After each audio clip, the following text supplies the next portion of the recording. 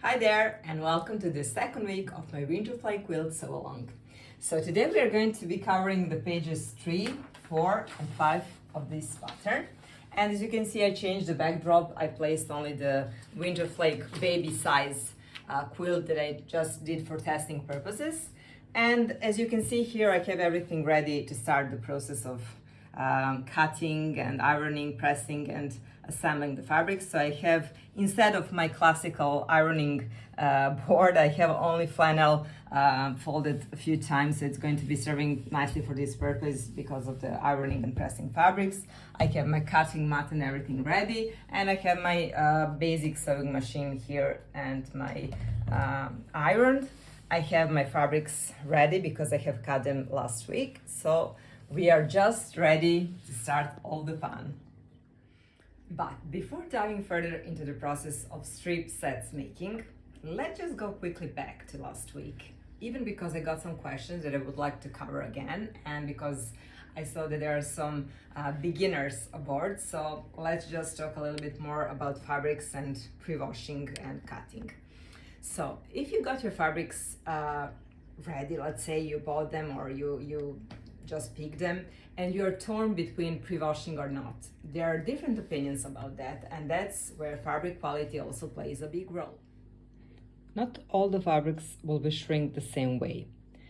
If you're using the fabrics from one manufacturer, let's say like in my case, they're all the same substrate, they're all cotton weight 100% premium cotton, I will not pre-wash them. But if you choose to maybe use AGF linen, or maybe this is also the linen from my Mindscape collection, as you can see, which is 55% linen and 45% cotton, and it's a different weight, it's a bit just thicker. And I mean, it would be amazing also as a background for some quilts, and I use it already and it looks and behaves, let's say, wonderfully. But if I would be using this as a weight and as a substrate with the premium quilted cotton, I would definitely pre-wash this. Another important thing to do before pressing and cutting the fabrics, especially if cutting multiple strips out of the provided cut, is to check if your fabric is on grain. So although if you can see here, this is a half yard cut, and I have used it, I mean, I have cut it from the yardage already, and although the edge looks nice and even and straight, I'm going to be cutting it off before starting the new project. But also, if I want to check if my fabric is on grain, as you can see here, how the edge is a little bit bonky, that's because let's say I checked if I have my fabric cut on grain. And I can also do the test like cutting just like 1 centimeter or half an inch cut from one selvage and just tear the fabric until I reach the other selvage to make sure, as you can see, it was nice and even. But I just wanted to show you how you can check if your fabric is cut on grain. Because I would strongly suggest to press nicely your fabrics before using them and before cutting them, although I must confess that I'm not always doing that, but that's really strongly suggested to do, because that way you're going to be releasing and getting rid of all the wrinkles and creases visible and stuff like that. So I'm just putting my iron to basically almost maximum. And when I am pressing my fabrics, I actually like to open them completely so that the central crease will be gone. And I like to press them using my steam.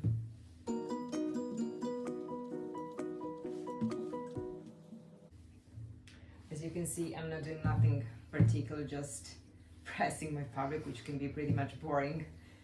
But that's the thing you have to do if you want to have some nice and flat and precise piecing and cutting going on. Okay, when I'm, let's say, satisfied with how it's pressed, I like to meet my selvages together like this and check if they are meeting nicely together. And I have just one fold, as you can see. And from this nicely pressed and ironed piece of fabric, I'm going to do the cutting. And finally, we can talk about the strip piecing, which is basically the theme of this week 2 of this Winterflake quilt sew along. You may be confused because I put this beautiful quilted jacket here. I mean, it's not a jacket, it's actually a hoodie. But this is actually a good example where you can see some of the strip piecing units in action toward creating something beautiful and wearable as well. It doesn't have to be quilt always. But regarding quilting, strip piecing technique is the technique used where you will be sewing strips together in order to obtain strip sets. Further, strip sets are going to be cut in order to obtain some units. So this is the strip set, and this is, for example, the strip unit.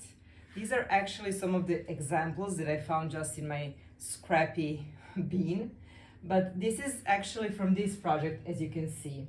And here, maybe it's more visible in this one because there are 6 fabrics involved, and these are all strips, and this is just one unit that is cut from the entire strip sets. But let's see some winter tail fabric collection strip piecing and prior that cutting and pressing. So here I am at my cutting mat, and as you can see, I have cut my bottom edge in order to have a nice crisp bottom edge. Previously I have aligned both my selvages that are overlapping on one side, and I have the fold on the other. And from this, using my ruler as a guide for the smaller strips, I will be cutting them until I cut all of them. And for the larger strips that in this pattern are pretty much large, they're 12.5 inches in length, so I'm going to be using the lines of my cutting table or of my grid. So basically I'm going to be cutting now the largest one, although I have already shown this step in my previous video. This is a little bit inconvenient to do like this, even because I wanted to show you entire look, and as I'm doing this for YouTube, the horizontal video is something that is more convenient to do than the vertical one, but maybe it would be easier if I just rotated the grid and everything on 90 degrees. But I just wanted to show you how important it is to use your body weight in order to press nicely the ruler, so everything is adhering nicely and you're not allowing your ruler and everything to shift a little bit while you're cutting. So if I have done this on a vertical, maybe it would be shifting a little bit, so my cut wouldn't be so precise as in this case. For cutting smaller units like 2-inch strips, I would be using my freshly, that would be actually the bottom edge. So I would be using that line as my guide, and that line would be more precise to show exactly where the 2-inch cut in this case would be, and so on.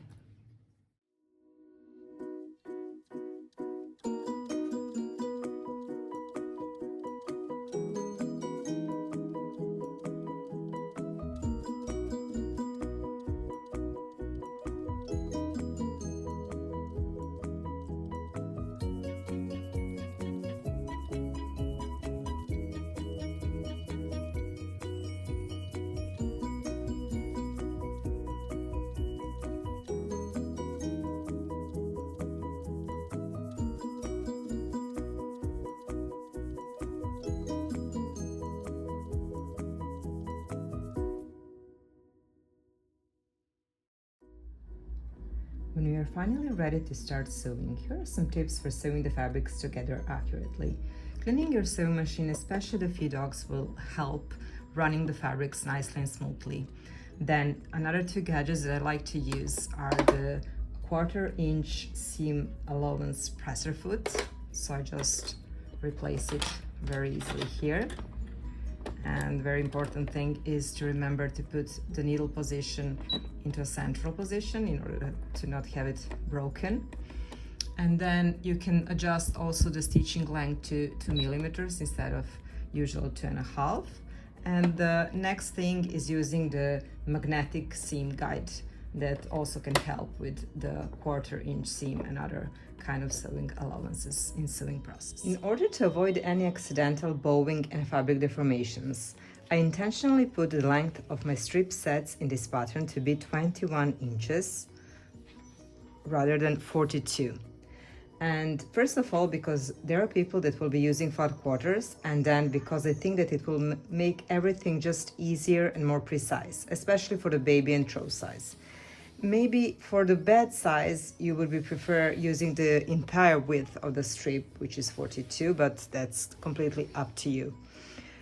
Also regarding the throwing away these corners, I mean the edges and the salvages, it's totally okay even if you're going to just cut and use entire half strip just as it is with the salvages, because we are going to be cutting them when we're going to be making the units. So it's up to you as well. So let's take a look at the pages 3, 4, and 5 of this quilt pattern. And on the page 3, there is this table which basically says how many strip sets of each of these fabrics and units you need to make.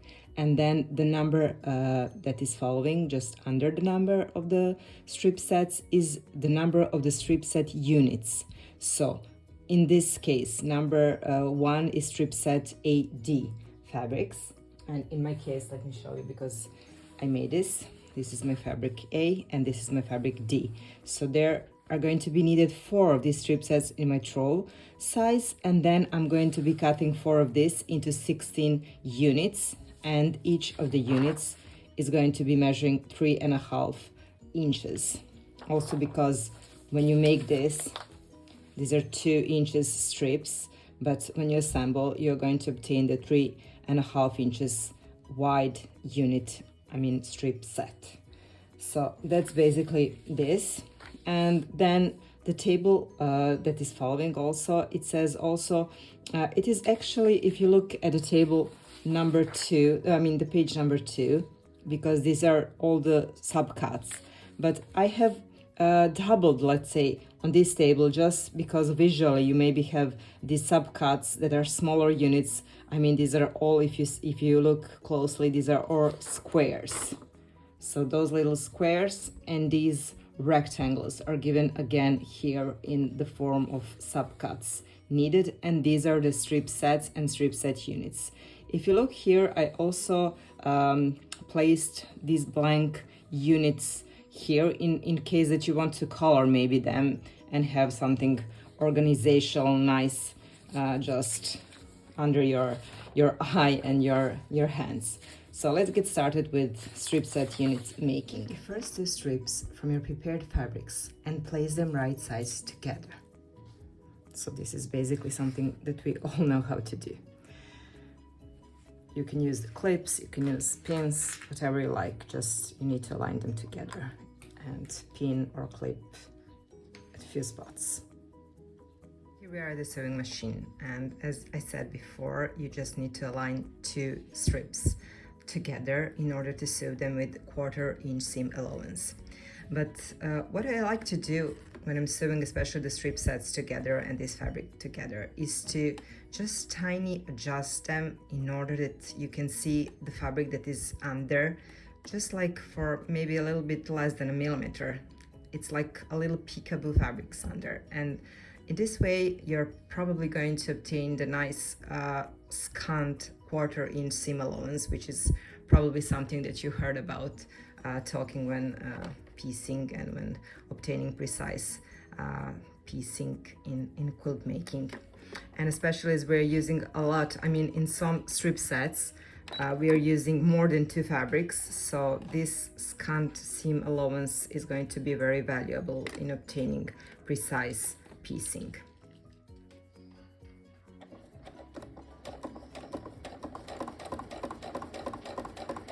as you can see, I'm just patiently sewing. I'm not moving anything. I'm just letting my magnetic seam snap doing the work for me, and also the 1/4 inch presser foot that I have. And as I mentioned, I'm allowing this fabric A pika being booing or being just underneath the fabric D. So we are just going to be sewing entire strip like this. Here's my first strip set pieced. It's finished.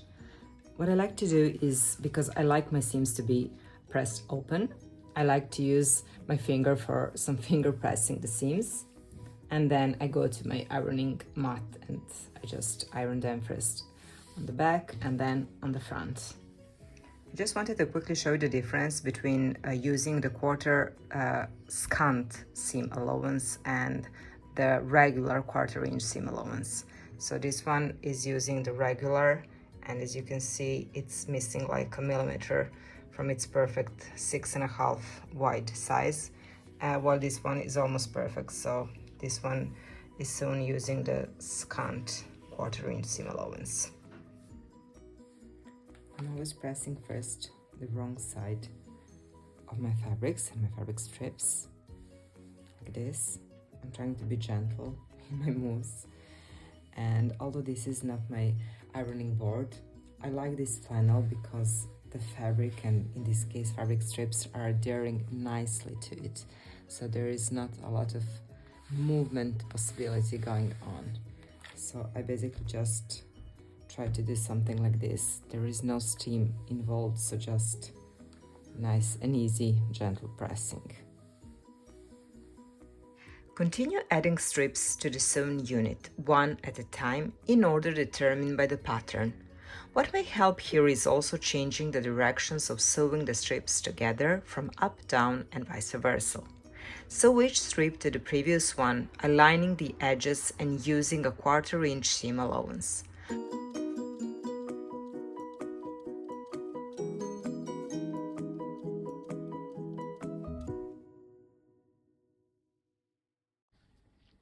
So I have all my strip sets ready.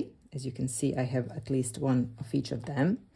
And I'm so happy because they're looking so festive and so Christmassy, especially because those little stars as accents are giving me all these feelings. And I just love this last one, which is basically sewn with 5 fabrics together. And I just love these 2 colors in order to have this festive look. The only strip sets that I didn't sew and prepare is these 2 last ones, and these are actually the inner borders. And why I did that, it's because when I made these diagrams, I had to make them in order to provide them nice and clear for all 3 sizes. And if you look for the bed size, we're going to use the whole width of the fabric, which is provided 21 inch.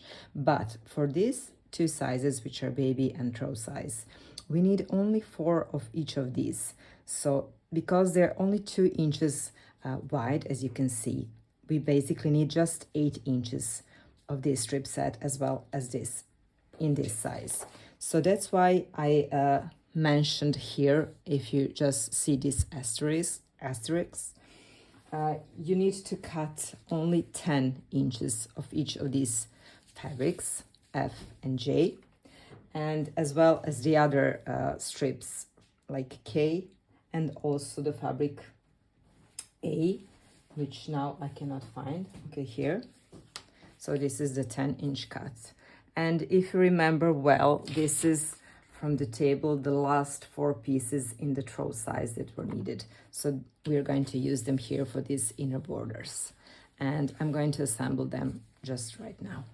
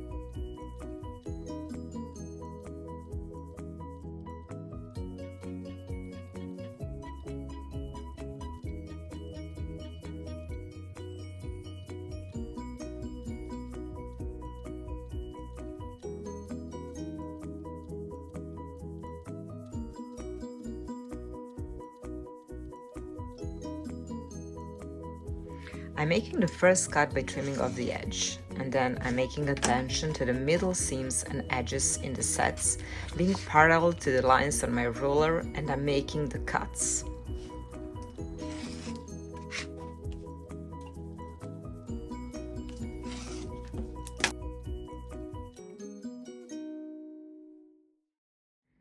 In order to have nice and precise cuts, you have just to make sure that these lines of your roller are aligned with your strip piece unit in order to have nice and clean cuts.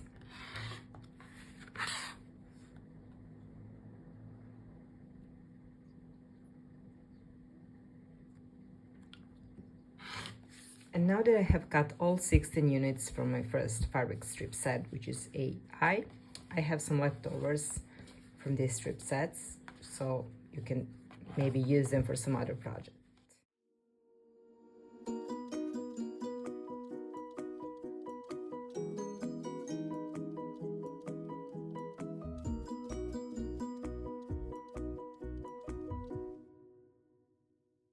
So this would be everything for this second week of this Winterflake quilt sew along. I hope that you enjoyed and see you next time. Bye.